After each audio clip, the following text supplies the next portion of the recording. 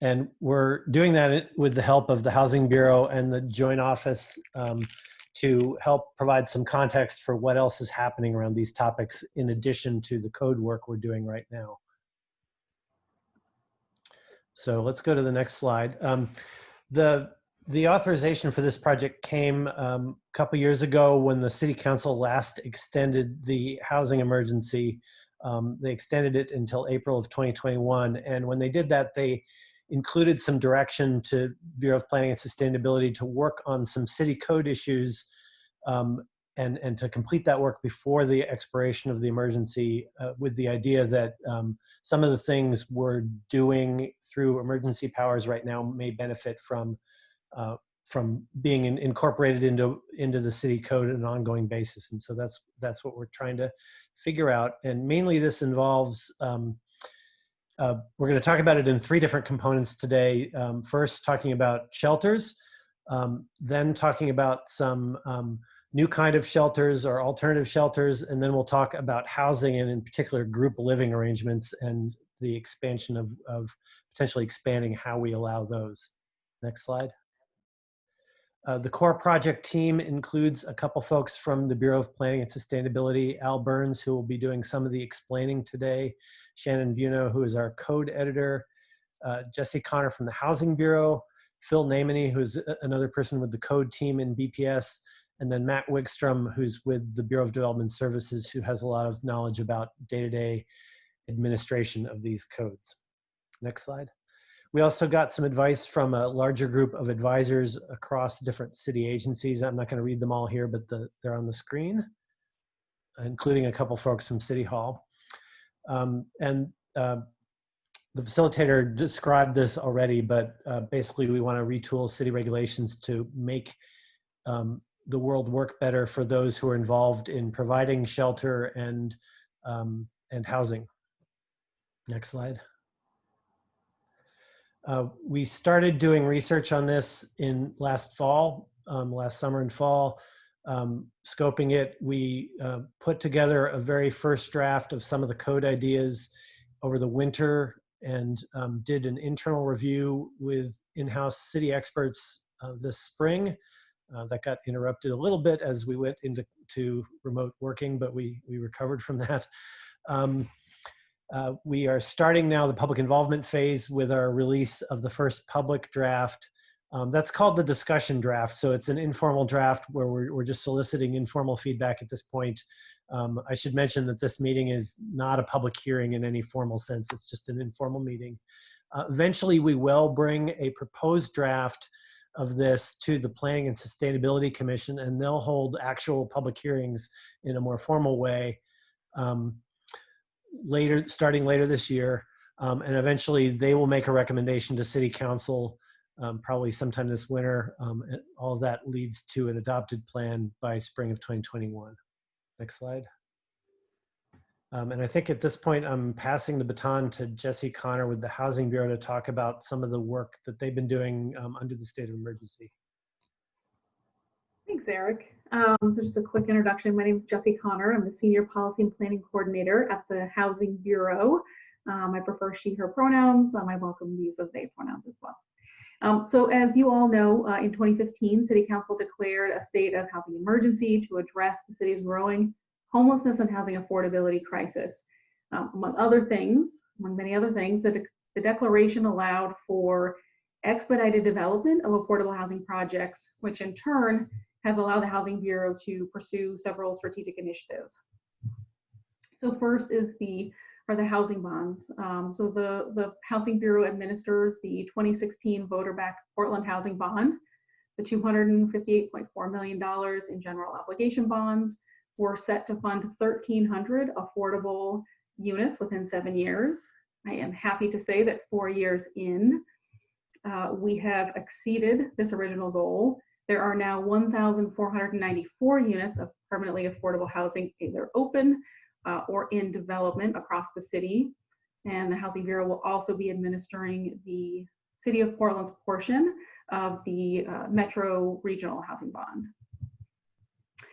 Also, we have the North-Northeast Neighborhood Housing Strategy. It's a city initiative to address the harmful impacts of urban renewal, in particular, the historic and ongoing displacement of longtime community members in North and Northeast Portland.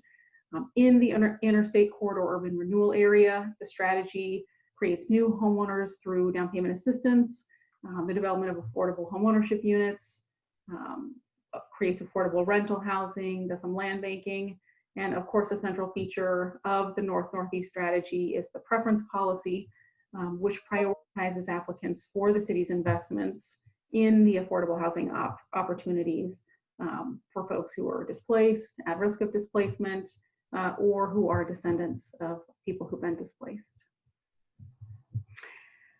Also, in 2017, City Council adopted an inclusionary housing policy to link the production of affordable housing to market rate housing. So all buildings proposing 20 or more new residential units are required to provide a percentage of those units at rents affordable to households earning up to 80% of the median family income.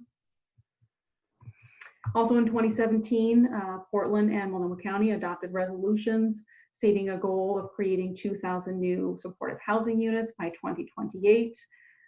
I know this group is well aware of what supportive housing is, so I won't describe that. But it is our intention that some of the units in that goal be delivered with the housing bonds. We also established the Rental Services Office, which is a new function for the Housing Bureau in the landlord-tenant space. Really main functions of looking at policy and planning, managing some contracts, education, legal services, things like that, administering some city code, examples like mandatory relocation assistance, rental unit registration, and really importantly, staffing a technical assistance line. Phone, email, in person is suspended due to the pandemic right now. And then of course, as this group is very well aware, there was also the transition, and I won't do it justice, and I'll leave it to my colleagues. But in 2016, the city and county coming together to really discuss and move forward with a more effective and efficient way to address the existing and growing needs of people experiencing homelessness. The outcome, of course, being the Joint Office of Homeless Services.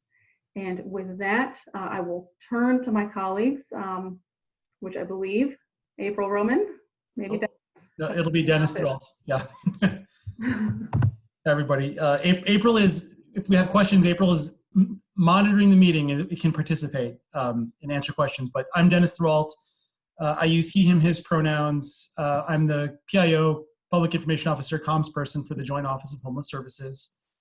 So starting from what Jesse was mentioning, you know, what the Joint Office and really what a Home for Everyone was able to do, because this started before the Joint Office. A Home for Everyone actually predates the state of emergency. But a lot of the priorities that you all laid out in 2013-14 came together under the state of emergency. So we were able to double the number of government-funded year-round beds in our community. We now have more than 1,400 of those beds right now across our adult system, our youth system, our family system, our system for folks who are experiencing domestic violence. We've transformed what adult shelter looks like. 24-hour spaces with embedded services, low barrier access now. Folks can bring in their pets, their partners, their personal belongings. Family shelter also has been transformed in the last 5 years. Families now in our system have a room or space of their own bathroom, their own rooms. That's a huge, huge change. Housing outcomes, folks receiving rent assistance, whether to avoid experiencing homelessness or after they've been homeless and they're leaving to go back into housing, 12,000 people on any given night. We mapped that out in our last point in time count. 6,000 people a night for those two categories 4 years before, so in 2016. So that's a huge change. Those are folks who might otherwise still be experiencing homelessness without that intervention. And those are folks that we don't see when we look outside, but are still getting support and are still receiving help from the work that we're doing. We are halfway to that supportive housing goal that Jesse talked about in partnership with the Portland Housing Bureau. We set a goal for 2,000 supportive housing units. This is before the Metro bond that voters approved in May. We set the city, the county, Home Forward, said let's do 2,000 by 2027. We're more than halfway there in terms of units either built or have the funding in place and are in process. We've created a very robust and shared winter and severe weather shelter and outreach response. That's something that didn't quite exist in the way it did until after the Joint Office and our partners came together and worked on that after that bad winter of 16-17. And that systems transformation, I talked about the Metro Housing Bond. You know, the work that we've done together because of the state of emergency and because we've all come together and done so much more, that helps set the table for voters to say yes to that Metro Supportive Housing Bond. That was an endorsement in a lot of respects of the work and things that people have been seeing with the work we've been doing. And we're going to be able to do a lot more supportive housing without having to stop doing the important shelter, outreach, services work that we also still need to do. It's a both and we found a way to do both and. So with that, I want to give it back to our facilitator, Stacy Bork. Thank you, Dennis.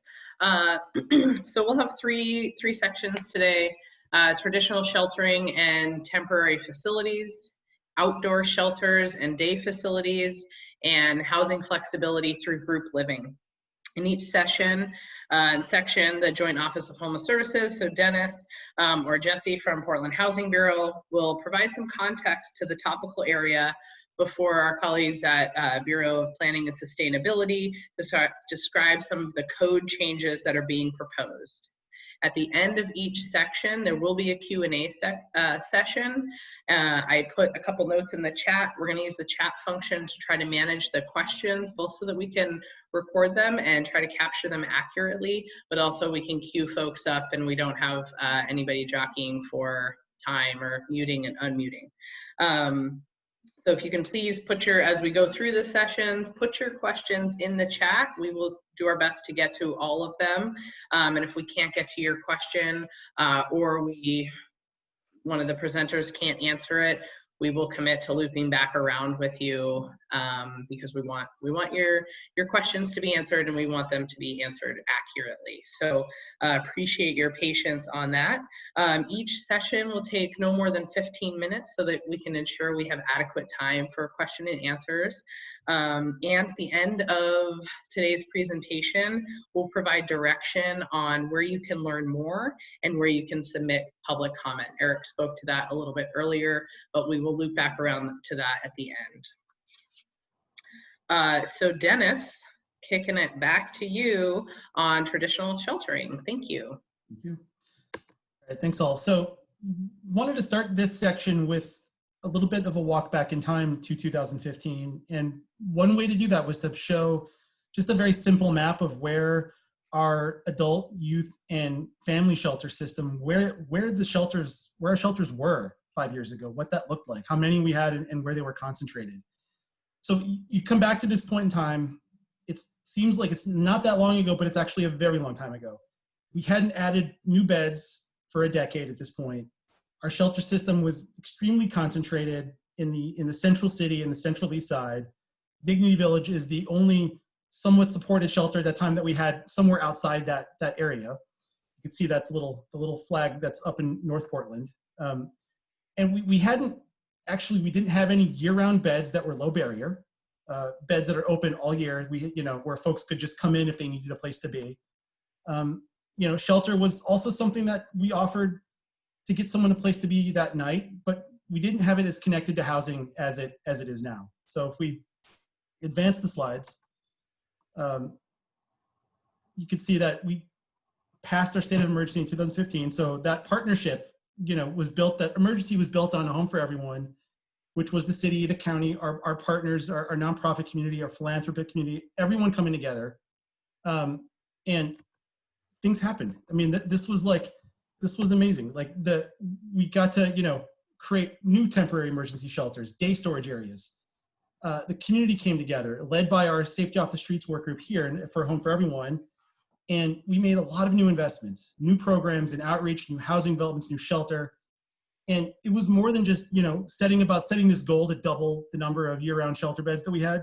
We did that, but it was doing more than that. It was about transforming what shelter looked like, how it worked. And because of the work that we've been able to start, because of the state of emergency, we were able to have our work. The United States Interagency Council on Homelessness has used us as a case study for what low barrier shelter and what that expansion can look like, and have told other communities what they can do to emulate our work. So if we go to the next slide, I don't know if we're at the, do we skip the 2000? If we go back to the map, the other map. So I wanted to spend some time on this one. This is what the map looks like this year. This doesn't include some of the COVID shelters, but this is where we are right now. And I talked about that shelter expansion. We started finding spaces wherever we could. So think about buildings you might have heard shelter being in, like the Sears Armory, the old Hanson building on 122nd, the Bishong building downtown, which is now going to be the Behavioral Health Resource Center. You know, we started getting that spread in that capacity, and we started bringing low barrier shelter to our community. So we talked about 24-hour spaces, places where you can come with your pets, places where couples could actually sleep next to one another. That was not something that was easily done or done at all before. Places where you could store your belongings, but also important, places where housing services and other things were embedded, places where you would be engaged around substance use disorders if you had a behavioral health challenge that you needed help with. And we now have individual spaces for families throughout our system. These are places that we worked on these spaces because we wanted to bring in folks who didn't feel like what we had before was enough for them before we did this. And, you know, look at the spread. I mean, having folks who were able to be in shelter in the communities they were experiencing homelessness in, you know, and then still be in shelter in that community. You didn't have to come downtown to have a bed, to have some safety, to have some services. And that was an important change. And you can get a look inside of some of these spaces if we go to the next slide. So if I go clockwise here, you know, starting at the upper left-hand corner, that's the new Lentz Family Village campus that Portland Homeless Family Solutions runs. You've got, going to the right, you've got inside the Laurelwood Center that Transition Projects operates. Down right below that one, inside the Navigation Center, which is actually a public-private partnership with the Joint Office and Harbor of Hope. Transition Projects operates that shelter. And then you can see the clinic space down below. I actually don't know if that's the Nav Center or Laurelwood, but that's an example of some of the amenities and services that we've been able to provide inside shelters now. You know, I just, let's see, you know, we want a shelter system that actually provides a sense of hope and worth for folks. And, you know, shelters are actually part of our community. If you go to the next slide, you see a party that we did this 2 years in a row. I don't know that we're going to be able to do it this year because of COVID, but 2 years in a row, our shelter out on 122nd, the YE shelter, it's a veteran shelter now. It was an adult men's shelter. Transition Projects ran it the first year. Do Good Multnomah runs that now. Folks there rallied around these folks. Folks from, you know, we heard some of the typical pushback around, you're adding a shelter in a neighborhood, the sky is going to fall. It, in fact, did not fall. The neighbors came together and have thrown a party at least 2 years in a row now for the folks living there. And there's other things too. I mean, if you know, it's not just the spread of locations, it's the spread of different models. You know, we've got, beyond just changing the way we do traditional shelter, we've added things like villages and changing the way we do family shelter, things like that. So that's where we are today. And I want to send it back to, I think, Al. Oh, thanks, Dennis. Yeah. My name's Al Burns. I'm the project manager for the code portion of the project, and I use he and him pronouns. And I wanted to just go over something that was said before. The code project does three big things. It adjusts city codes to make existing shelters easier to site in many locations. The second thing it does is it adds a new type of shelter to our city code. And the third thing it does is makes group living easier. But I'm going to talk about the first thing. We have learned some lessons through 5 years of citing new facilities to the emergency code. And we're applying these lessons and making them permanent parts of the code. So if the emergency ever expires, then we can rely on our ordinary code provisions to meet the needs rather than having to rely on code waivers and other emergency provisions. So in the proposed codes, we are expanding the number of places that shelters are allowed without a conditional use. We're increasing the number of allowed shelter beds in some zones. And we're clarifying that there's really no length of stay requirement for shelters. They could be a short stay or it could be a longer stay as well. Have the next slide, please. And the other thing we're doing is being able to respond quickly. There are new provisions in the code that would allow us to open up a shelter quickly as a temporary facility. That shelter could stay there for 180 days under the temporary provisions. Also, the code proposals contain new allowances for quickly siting, seasonal and weather-related temporary shelters. Okay. Next one, please.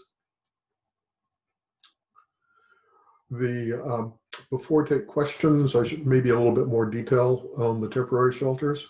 They could be there for 108 could be there for 180 days. If the purpose had been served, they wouldn't have to remain. If they did want to remain, there would be two ways to keep them there for a longer period of time. One would be going through a code process called a conditional use review, and the other is the city council by resolution could recognize a housing shortage, and the temporary facility could continue to be there during the time stated by the resolution. So that's it for the first session on code changes regarding existing shelters. So now we're open for questions. Thank you. Thanks, Al. Thanks, Dennis. We've got one question queued up in the chat here, and the question is from Mary Rain over at CCC. Hi, Mary Rain. When do the code proposals go forward for council approval? Well, our tentative schedule is, since these are amending the zoning code, plus some other codes as well, anything that amends the zoning code has to go through our Planning and Sustainability Commission first. So what we call our first evidentiary hearing, where we take public testimony, will be on December 8th of this year. And that commission may have more than one public hearing. Our schedule also shows us being in council in March of 2021, and we would like to have the code changes in place, before the housing emergency expires, and that expiration is set for April 2021. So it's a little bit tighter time frame than we do most code projects, but we are driving at having something in place when the existing housing emergency declaration is set to expire. Thank you. And Al, while you're still there, can you talk to us just briefly about what conditional use is and how that's different from allowed use? Sure. Oregon land use law has been developing over 50 years. And so as far as local approvals of something that's allowed into the code, there are two things to do. Two ways to go about it. One of them is called clear and objective standards, where really not much judgment or thinking is allowed. Somebody comes in with an application, it meets the clear things that are written down, and it can be approved in fairly short order. For things that are a little bit more complex, we have a conditional use procedure. That's a discretionary procedure, and it assures things with compatibility with surrounding areas, mitigation of all site impacts, and those sorts of things. Those are individual decisions, and they're subject to a public hearing themselves before they can be approved. Some of them can be approved by a hearings officer, others of them go to city council for approval. So the big difference between the two is quick approval through clear standards, or more flexible citing opportunities allowed through the conditional use, but that conditional use is more time and process and discretion. Thanks, Al. Hey, Dennis, thinking about COVID, Michael is asking, do you think there'll be any change in the length of time that shelters will be open? Which, the year-round shelters, they'll stay open year-round. I think that we've already seen some changes in how we do seasonal shelter because of COVID. So Charles Jordan Community Center is open not just in November through March, but it opened in September. It opened last month, actually. And what's different, some of the winter shelters this year are going to be open 24 hours, and they've sometimes been nighttime only spaces when it's really cold outside. that's a change this year too. So folks have a place to be during the day. I think we could see more things like that as buildings come on and are open. If the temporary shelters can be open before mid-November, if they're ready in early November, end of October, that's a possibility this year. Thanks, Dennis. Melinda, I see your question here, which is how will the public be informed about the public hearings? And at the end of the presentation, we'll provide a number of links where you can get more information, submit public comment, and we'll link to the places where the hearings will be scheduled. So hopefully that answers your question. And then when we get to the end of the presentation, if you have more questions or want further clarification on where you can find that info, we will get there then. But like I said in the chat, we are going to send the presentation out so everyone will have a chance to look at this later and have direct links to those. Helen, I want to get to your question now, which is, what safeguards would be in place for neighborhoods like Old Town, where there's a high concentration of shelters and social services, so that additional shelters are not automatically added? And I think this is speaking directly to geographic equity. And my guess is, Dennis, you're probably a good person to pick this question up. Actually, I don't know the ins and outs of the code piece of that, though. So I think in terms of a policy statement, I think I could speak on that angle. I mean, that map says a lot about where we've decided to open shelter. We've not opened a lot of new shelter in the central city. We've moved it into the neighborhoods where people are, and look at, north, northeast, southeast, outer southeast. There's some places where we haven't filled the map in yet. I mean, those are all possibilities. I think it's recognizing that people don't want to pick up and travel far from where their community is to come to shelter. That's a barrier, just like any other barrier would be. So if we can lower that barrier by providing shelter where people already are, that's going to be a goal. But we're always also looking for what the right building, the right space, the right opportunity, all of that has to come together before we can open a shelter. But in terms of what the code language says, I would have to defer to Al or Eric on what that would mean. Sure, could speak a little bit about that, but first, the code requires that any shelter be run by a government agency or a not-for-profit corporation. So we have some responsibility there based on who can actually open a shelter. The second is there are limits on how large a shelter can be, how many beds, and let's see, we did have spacing requirements in the code about one shelter couldn't be this far away from another shelter. We're proposing to change that. So if you're concerned about concentration, that might be one of the things you want to look at and provide us comments on that. If you could jot down numbers, that's in chapter 285, I believe, of the proposed codes. So that's something that's up for public discussion as part of the code changes. Thanks, Al. Thanks, Dennis. Next up is a question about the viability of co-housing as building apartment suites of 4-bedroom, 2-bath for occupation of any group, by any group of unrelated people as an important economic and social model. I think later in the presentation, we're going to get to group living, and I'm wondering, Richard, if we can pause your question and queue it up in the third section.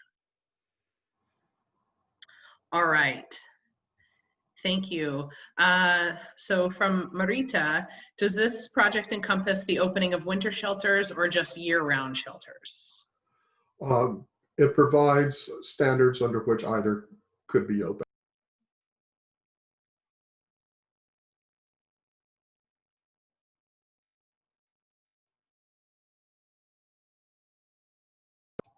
I'm sorry, I was unmuted for some reason. The code provisions provide for the opening of both year-round and seasonal shelters, and the code itself doesn't open or close any particular shelters. It just provides the allowances and the circumstances of which those future decisions could be made. Thank you. I'm not seeing any other questions pop up in the chat. If anybody who did ask a question, if you have any clarifications you would like, now is a good time before we move to the second section.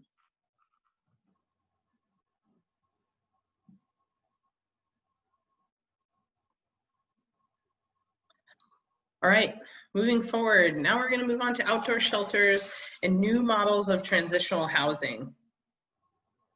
Dennis, kicking it back to you. Taking that mute button off. So last session, not that long ago, we talked a little bit about our shelter system in general. We talked about the state of emergency and how it helped expand and transform shelter in our community. But as you'll see in this section, the state of emergency also helped us develop alternative shelter models. So think of the Kent Women's Village, think about the upcoming St. John's Village. These are, a little bit more intensive than some of the models that the community's pioneered, similar models. Think of Right to Dream 2, places like that. But these draw from essentially the same spirit. I mean, these are shelters that maybe on their own, they're smaller, they're gonna have a few dozen people. They're small, they're not on their own gonna solve our homelessness crisis. And really, we don't think any single shelter or shelter model can do that. But the thing that a village style shelter can do is it can serve people who maybe fit better in settings that are smaller and more intimate. And they do build community. They empower participants to help and care for one another also. And they also make housing a focus. The villages that the Joint Office has been supporting, they do that, and we have nonprofit support. So at the Kent Women's Village, which is, you're seeing the inside of a sleeping pod at the Kent Women's Village, which is now in its, I think, third year in a new location. It's bigger, more resilient. Catholic Charities of Oregon, which is the nonprofit partner that manages that village site, they've helped dozens of women actually end their homelessness. And some of those women had spent many years either without shelter and without any connection to services before they came to the Kent Women's Village and received that embrace of community. And if you look at our next slide, you could see the schematics and a rendering of what the St. John's Village is going to look like. And, it's another example of sort of what, when people think of villages, there's a lot of different things, but it's certainly far more than a campsite. They have amenities, they have other things going with them.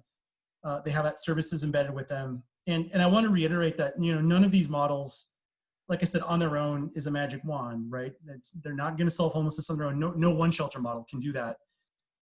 But we work together, we put them all together. And by doing that, we actually can help a broader range of people in crisis. We can help them where they are, offer folks what they need, what they're asking us for. That's important. We're also listening to what folks with lived experience and are telling us and hearing and saying. And that's what these changes can offer us. And we can, by doing this program, we can cement our ability to provide these facilities after our state of emergency ends. And we're also, at the same time, we're going to give the community a chance to follow some concrete standards as they develop models like this on their own. So with that, I will hand back to Al Burns. Thank you all. Hi. This is the second big thing the code project proposes. Is right now in our city zoning code, we have two types of shelters. We have one called a mass shelter and another one called a short-term shelter. The differences between the two is mass shelters don't have individual bedrooms, and the short-term shelters do. So the mass shelter is more of an entry into the shelter system, and the short-term shelter is more of a transitional facility.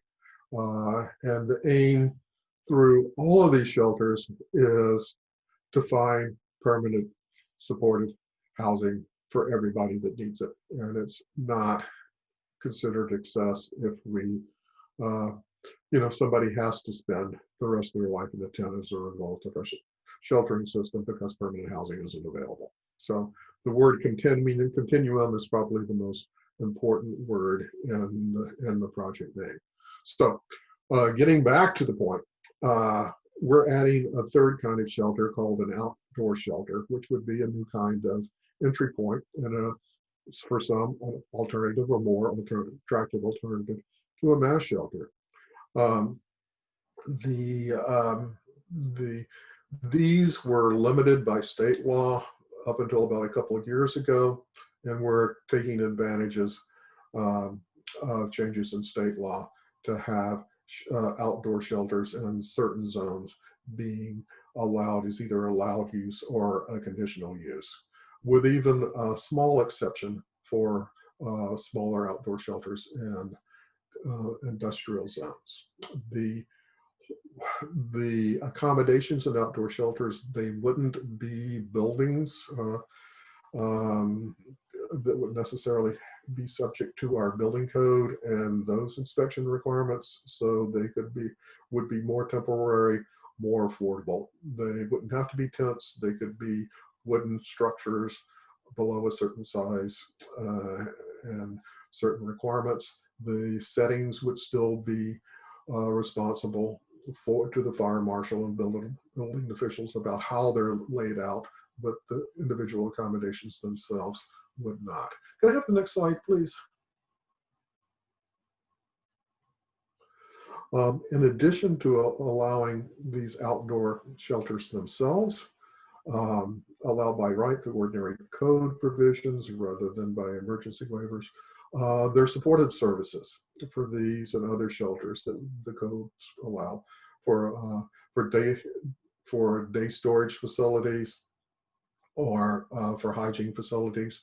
These could either be located on site or they could be transportable and left next to the site for a while. So these are some code changes as well. So next slide. And yeah, wrapping. Outdoor shelters is a new thing for us as an ordinary code provision. We've tried to cite these things before, and we have with good result, but now state law allows us to amend our code to have more clear procedures. So it's a little less of getting away from neither fish nor fowl problem we had with existing code and having outdoor shelters allowed by right under clear procedures. So that's section 2. Thanks, Al. Thanks, Dennis. Mercedes from Central City Concern has a question, which is specifically, is there a square footage limit per pod? And do the pods have access to running water or electricity? Maybe someone, I don't know if we have someone from buildings, but yeah, there are health and sanitation requirements for the pod. It has to have access to sanitation and for clean water. I know some of the hard shell pods have had solar panels with electricity and those kinds of electric heat. But it provides a variety of formats, some of which don't lend themselves to what we would think of as standard utility hookups, and others more so. One of the things we're concerned about is open fires and propane tanks. Those have been a problem in shelters, and so the fire marshal still has authority. This chief building official still has authority. And after scratching our heads, we made a decision in this first draft of the code to just leave a lot of the details to the fire marshal and the building inspector rather than writing them down in the code. And maybe as we go on and learn more, we might add some more things in the code. But we didn't put a particular spacing provision between accommodations in the code, because right now in the COVID emergency, those are basically doubling what we think should be an ordinary spacing requirement, and so we didn't want to address this in this first draft. I realize I rambled, but I hope I answered the question. Thanks, Al. And Eric dropped a note in the chat that BDS, well, he thinks that structures below 200 square feet do not require a building permit. I don't know if anyone from BDS is on today, but if not, we will add that to the Q&A and we'll loop back to this group to get a little bit more detail there. Yeah, this shelter type expressly allows things that aren't buildings Yep. and that don't require a building permit. Thank you. Claudia has a question about how the safe parking program, which is a strategy that different communities across the country have employed to provide safe parking or kind of supported parking for people to find shelter in their car. How does that program fit into these plans or kind of an outdoor shelter? And I'm going to ask Dennis to take this question.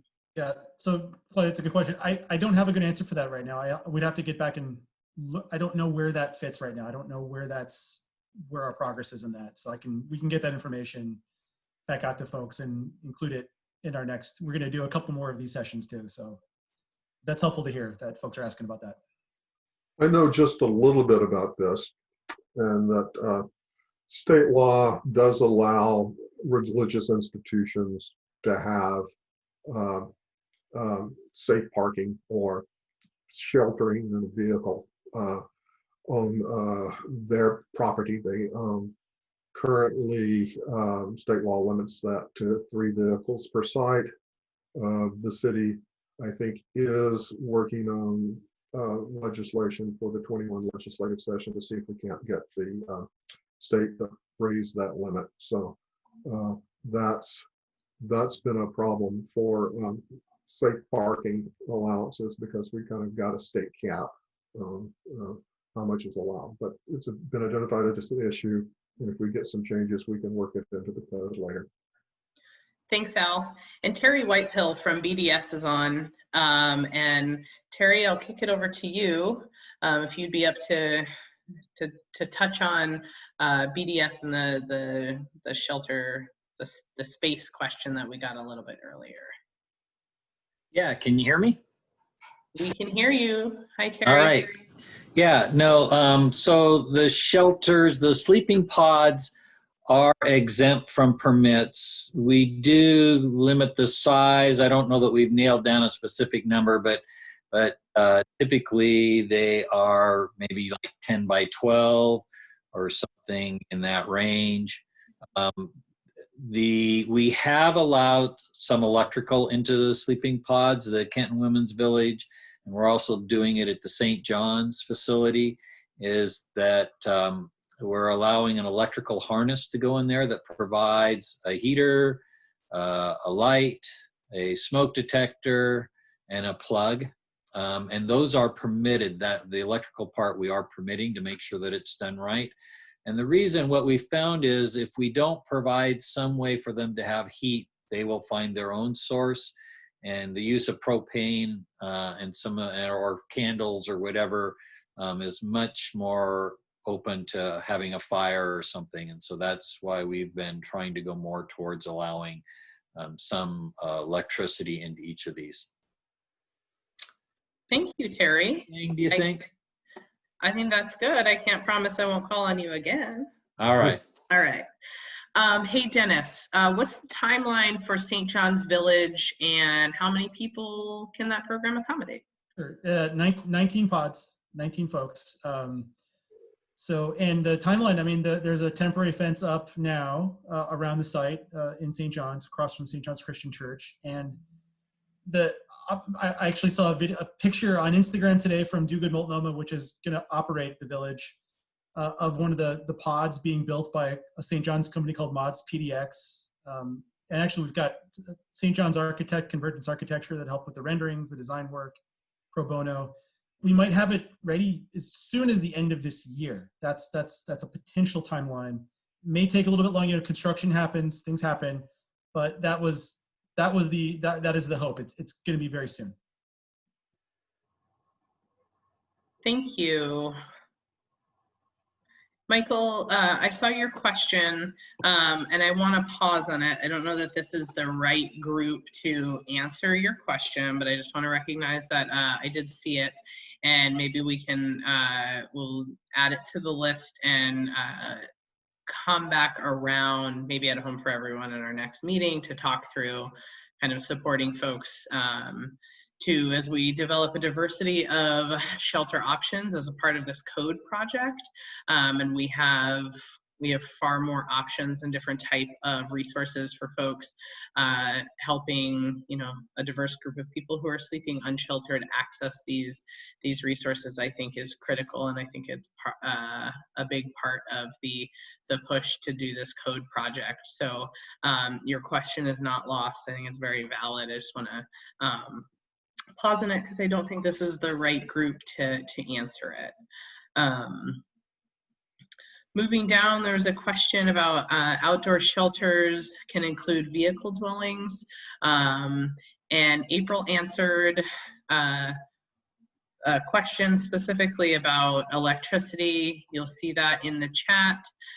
Eric took the question from Tim McCormick regarding vehicle dwellings having essentially wheels and said, yes, they could potentially be tiny houses on wheels. So Eric, if you have anything else to share on that, please do. Basically, the idea of the outdoor shelter category is that we're providing flexibility on the type of accommodation. So, you know, as the pictures have shown, they can be wood structures like some of the center picture on the slide, or they could be tents or yurts, or they could potentially be vehicles. The key is that there are services on the site in some way, and that it's in a kind of a village setting. Thank you. Is there specific zoning that would allow new outdoor shelters? And are there any other location restrictions? That was a question from Tim McCormick in the chat. And I also threw something into the chat on that. This is a little bit of an oversimplification, so you should probably look at the actual code to look at the nuance. But in general, you can do up to 20 accommodations on a site of an institutional use in a multi-dwelling zone, up to 20 outright in a commercial zone. Above that would be a conditional use. There's a limited allowance for small sites less than 2 acres in industrial zones, and that also would be a conditional use. And then in employment zones, they would be a conditional use. So it's a little bit different in each zone, but in multifamily and commercial zones, there's that 20 accommodations essentially that is written into the code. And Eric, can you clarify there, is it 20 people? Is it 20 structures, or is it 20 sleeping pods? Like what does the 20 refer to? The accommodations, I guess, are the thing that some people have called sleeping pods. We're not sure exactly what they're called, because they could be a variety of different things, but yes, it refers to that. Okay, so it's 20 sleeping units, for lack of a better term, but then kitchen, other structures can be on this space that provide amenities. Right. There are Al Burns again.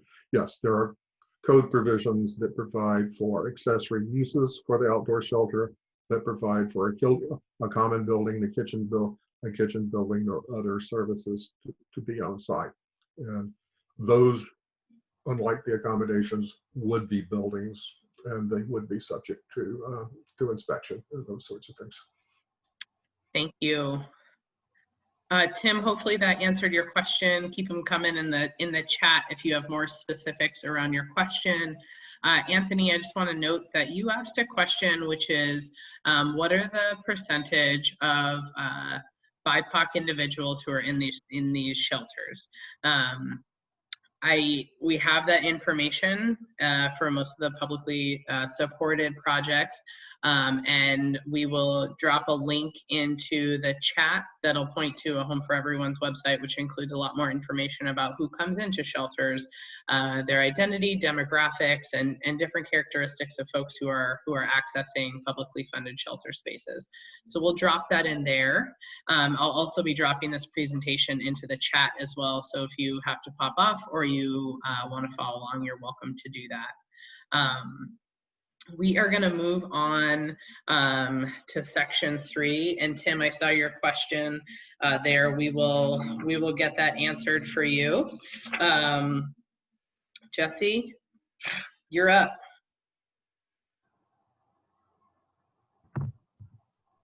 Okay, great. So once again, Jessie Connor from the Portland Housing Bureau.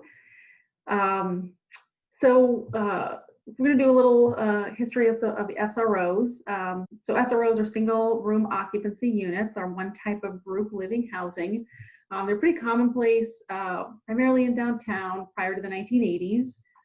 From about 78 until 2015, the city lost close to 40% of the SROs in downtown. It's about 2,000 units.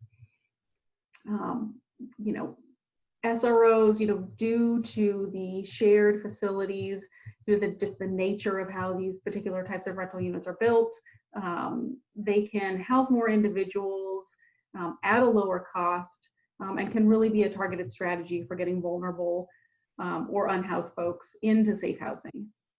The Housing Bureau is interested in having SRO development as part of our housing strategy, and I do have some examples later on to share with you where this is successfully happening very recently. But the zoning code is confusing when it comes to SRO and group living development, and it makes pursuing these types of housing models difficult and somewhat unattractive. So from the slide that you can see here, you can tell right away that the greatest need for housing is for units that are affordable to extremely low income people. 3/4 of the affordable units that we need in Portland are for households that earn less than 60% of the median family income, or MFI. And a lot of these folks are also cost burdened, right? So that means they're paying more than 30% of their income to their housing needs. So housing our most vulnerable populations requires creativity as much as it requires resources. We know, very much as Dennis said earlier, there's not one solution to addressing the homeless and housing affordability crisis. So we need to have all of the tools possible, and we really need to have an ease of using those tools, which is what this is about. So in spite of the challenges that we experience with the code, the zoning code, surrounding the development of group living in SROs, I want to go through just a few examples of some successful projects that the Bureau is financing. And, due to this committee's work, I imagine that you are all very familiar with all of these, and I do promise to just hit the highlights. If we go to Family Commons. Wonderful. So Family Commons is going to be new construction. It's a do-good MoMA project at 54th and Powell. It's anticipated to be completed in the spring of 2021. We'll provide 35 units of supportive housing. Supportive housing, as this group knows, is affordable housing paired with services, mental health, medical, addiction services, etc.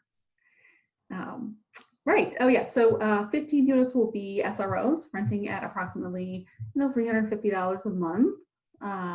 And 20 of the units will be 1-bedrooms using VASH vouchers, which are housing vouchers specific to veterans, targeting rents at 50% of the median family income and below. And then the next slide is Cedar Commons. Cedar Commons is also going to be new construction. It's going to be Central City Concern and Related Northwest project at 115th and Division. We're anticipating that to be completed in June of 2021. We'll provide 60 affordable units, 40 which will be supportive housing, and 10 of which will serve people experiencing a severe mental illness. 40 of the 60 units are SROs, and then 20 will be studios.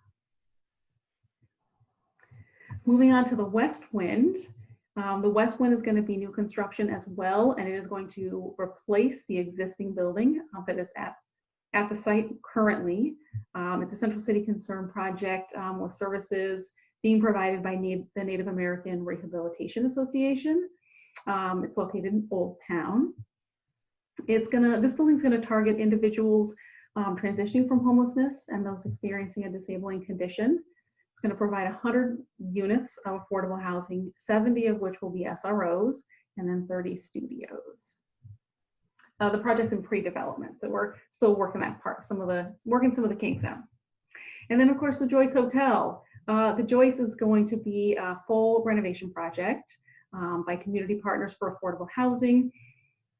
It's going to offer an array of services with several partners, including Cascadia Behavioral Health, the Native American Rehabilitation Association, and Cascade AIDS Project.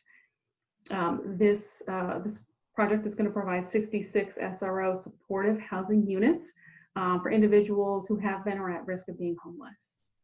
And this project is also still in the pre-development stage, working some of the fine-tuning out.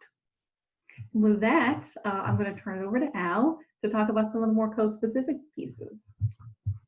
Sure. Thanks again. This is the last. This is the last part of the set of code changes, and SROs are part of group living under the way the code is provided. I saw a question pop up that asked, what's the difference between a studio apartment and a group living situation or an SRO situation?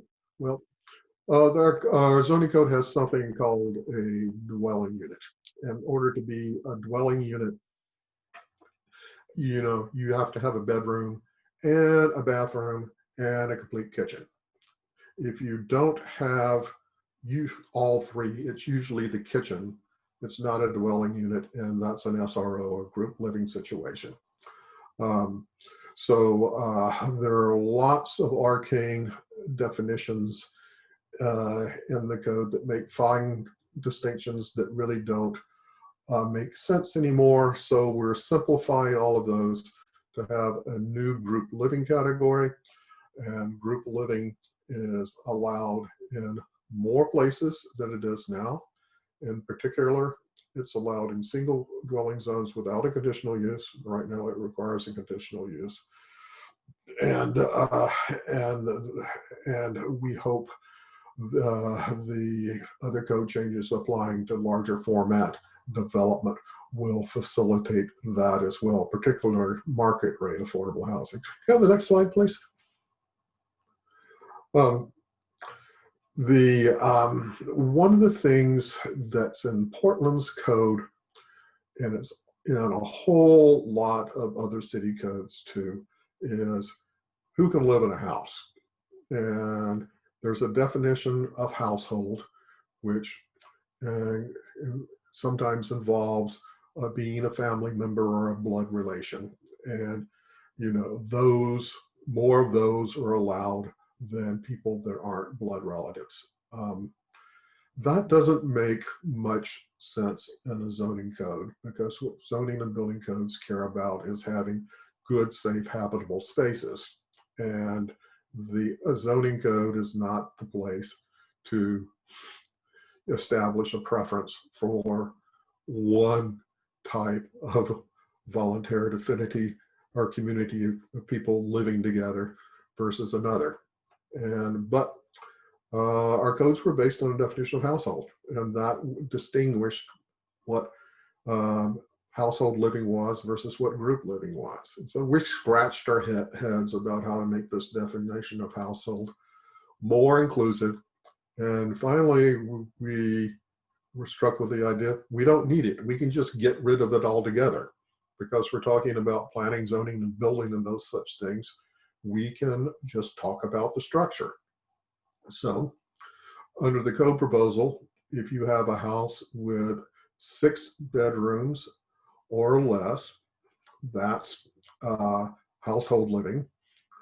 And if it's 7 or more, then that would be group living. And we don't have to count the type of people or how they're related in order to carry the new code forward. And we can look at building plans and inspect them rather than having to go out and count people, which is kind of silly for a zoning code. So that's probably one of the biggest changes in all of these code proposals, is making roommates legal by doing away with the household definition and that qualification. So next slide, please. There might be a little bit too much information on this chart, but this compares what the household and group living allowances are in the various zones. So if you want something allowed, green's good, yellow's okay, orange is a problem, and red's just not allowed. So the current code, any group living arrangement is a conditional use in a single dwelling zone.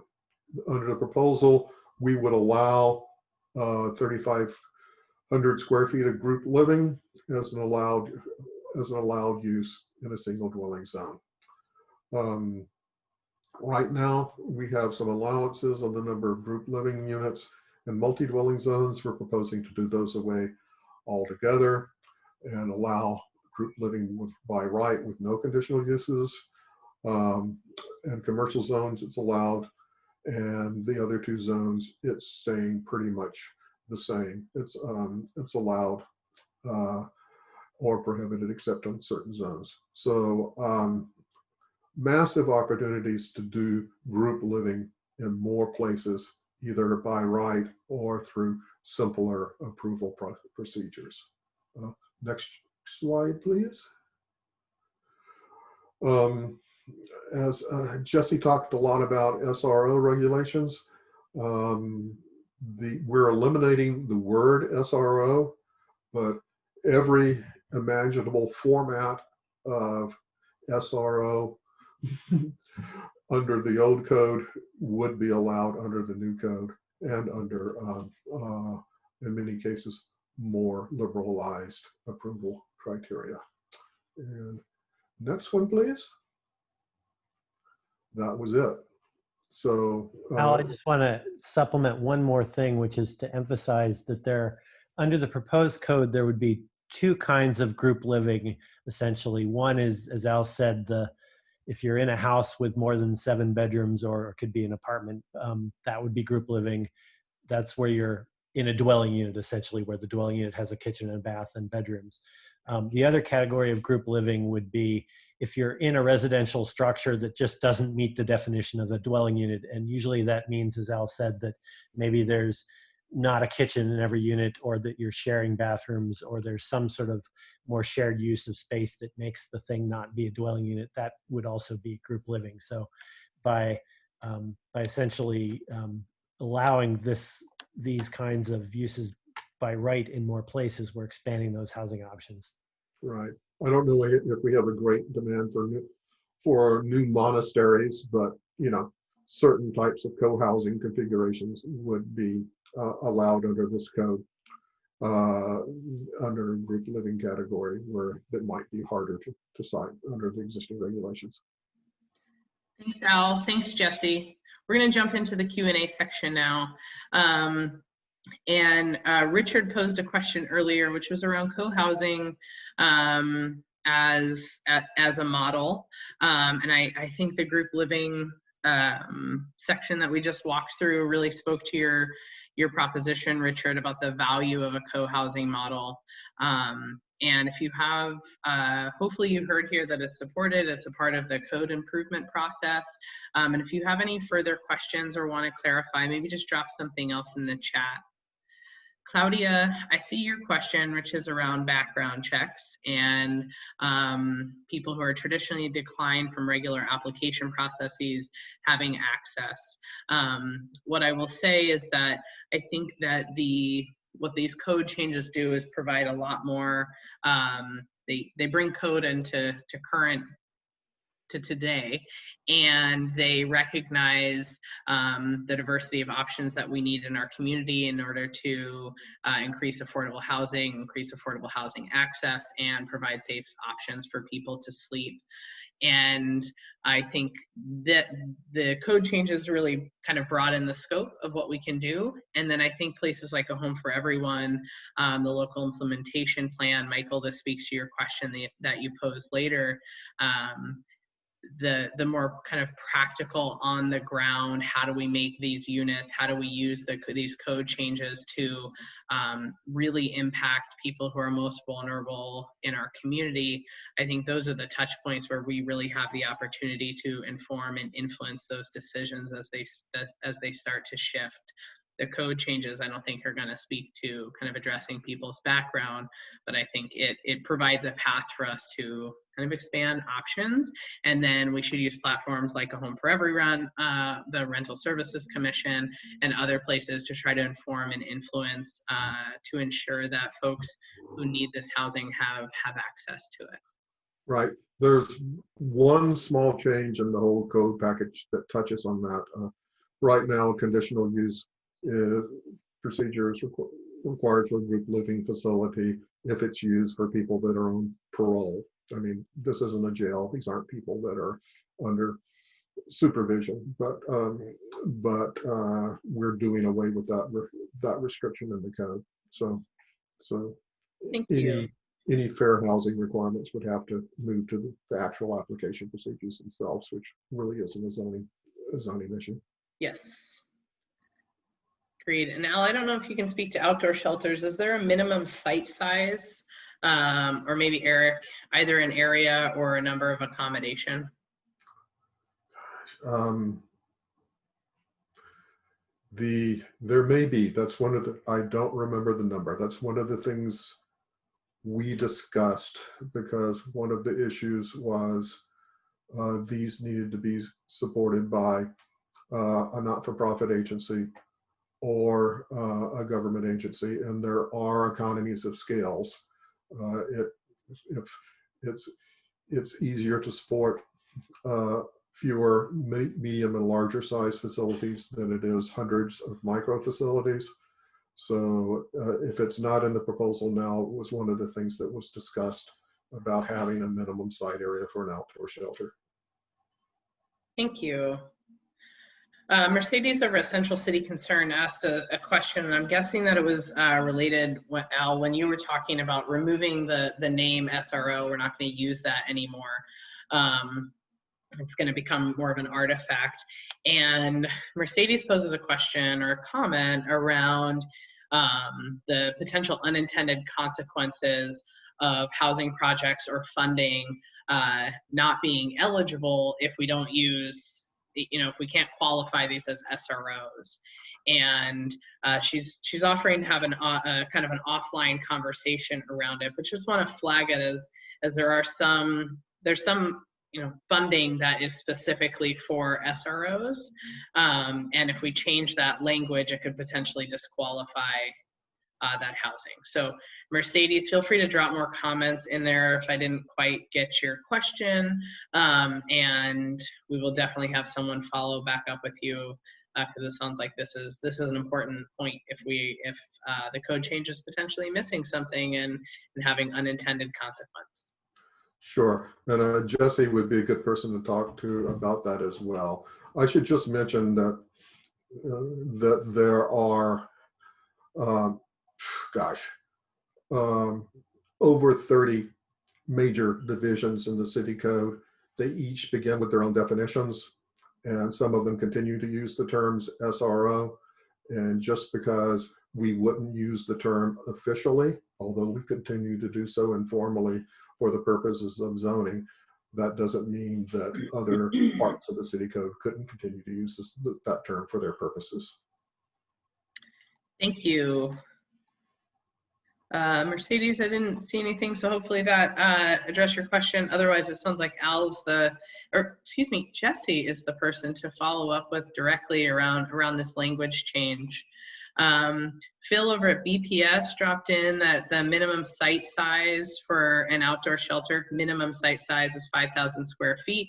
Tim, I believe that was to your question, and it is, it's in the chat, so you've got a little bit more information there too. Richard, I saw your questions specifically around how can you connect, and Tim McCormick dropped the PDX Shelter Forum into the chat, and there's also a Facebook group too, so if you're looking to become more involved. So thank you there. Jidra, excuse me, I saw your question. We'll jump back up there. Mercedes, I see your clarification here, which is that you're actually looking at state code alignment, not just within city code. Jesse, is that a you question? Okay. Mercedes, definitely. I will go ahead and put my email in the chat so that we can connect. It is definitely that sort of alignment, prevailing wage, fully. We've been definitely looking at it with that lens, certainly from the Housing Bureau's perspective as well, recognizing that we want to have more ease and be able to work with this tool a little bit better. We've definitely been trying to look at it to make sure that we are not, as you so aptly put, imposing any unintended consequences in any of the other policy arenas that we engage in, including some of the funding stuff. Yeah, so let's definitely connect on that. Thanks, Jesse. There's a question here about does this code change impact mobile homes or tiny homes on private property? I can probably take that one. Great, thanks, Eric. There's a couple distinctions there. First, I guess manufactured and mobile homes are an allowed type in Portland, so those are allowed in most residential settings. And tiny houses that are not on wheels, if they're just on a foundation, those could be either just small houses or in some cases allowed as accessory dwelling units. And those are also currently allowed and would continue to be allowed. I think where most of the discussion has been is around the status of RVs and tiny houses on wheels, which are both in Oregon regulated as vehicles. So there's a little bit of a difference in how those are handled. Right now with the code that we've got, or the proposed code, the tiny houses on wheels are kind of allowed in a couple different situations. One, sorry, my kids just ran into the room, so I'm a little distracted. Okay. Got to have one of those in every meeting. The tiny houses on wheels, the co-proposal, as I mentioned before, you could use those as the sleeping pod in an outdoor shelter. They could potentially show up under the allowance for sleeping in vehicles on church sites. And then you could potentially park them and use them legally in a recreational vehicle park. Hey guys, I'm on a meeting. So that's what the current situation is. There has been feedback that we've received about more broadly allowing tiny houses on wheels essentially on residential properties. Like if you wanted to have one parked in your driveway, is that legal? And currently city code does not permit you to live in a vehicle in that context. There is a current moratorium on enforcing that right now through the Bureau of Development Services. So there are people taking advantage of that pause in the enforcement, both during COVID and during the housing emergency. I think it actually predates COVID. We've been looking at that. We did not include that in this first draft, but it is something that we're still researching it. One of the questions is because tiny houses on wheels are vehicles, it's not super clear whether the city has the authority to regulate the health and safety. Like if a tenant were living in one of these structures and had mold issues, or there was unsafe electricity, or some of the things that normally we'd use our housing safety codes to regulate, it's not clear whether we have the authority to deal with that. And so we're researching some of those questions. Thanks, Eric. Hey, Jesse, I'm wondering if you can answer Jadra's question, or maybe link her to another group, but just curious about if there's going to be any state or local level updates to landlord-tenant law to make it more applicable for group living situations. Not that I am currently aware of, but I will say, just to bookmark that, that, you know, at least the spaces that I sit in, you know, I know that, you know, Portland City Council is still, you know, currently considering what their legislative agenda is going to be. I know that, you know, City of Portland, we participate in a statewide housing alliance, and that organization of affordable housing providers, service providers, advocates, et cetera, are also in the process of developing their legislative agenda. So there are, without getting too far into the weeds, I know that a few things have been, options have been submitted pre-session, but I don't know what any of those are. So I would keep an ear out, and I think that those items are yet still to come. I should, If they do come. I should mention that one of the clarifying things that the co-proposals do is being more careful when we're talking about shelter and housing, because shelters establish a guest to host relationship or client provider relationship, and it's housing that established is the landlord to tenant relationship. And under this code, whether you're in household living or group living, that would still be subject to Oregon landlord tenant law, because tenancy would be arranged, 30 days or greater periods under either household living or group living. Thanks, Al. Next slide, Zach, please. Thank you. So I want to thank everyone. We're going to do our best to end this presentation on time. Really appreciate everyone participating and spending part of your afternoon with us. Couple links there on your screen, which is the Shelter to Housing Continuum Project homepage, which is where you can find so many details and so much cool information, and the contact information for all the folks who participated here today. There are links to a number of maps around the proposals. And I've also just dropped, for everyone's sake of trying to have everything on one screen at one time, I dropped the link again for this presentation into the chat. So you can click there, you can talk about it with your colleagues, you can really think about how you are going to